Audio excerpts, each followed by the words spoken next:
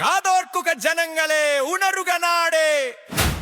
ഇന്നു നാം പറയുങ്ങിതാ നമ്മുടെ കേരളത്തിൻ കഥ. ജനങ്ങളെ, ജനങ്ങളെ പറ്റിച്ച് നാടിനെ മുടിച്ച് പിൻവാ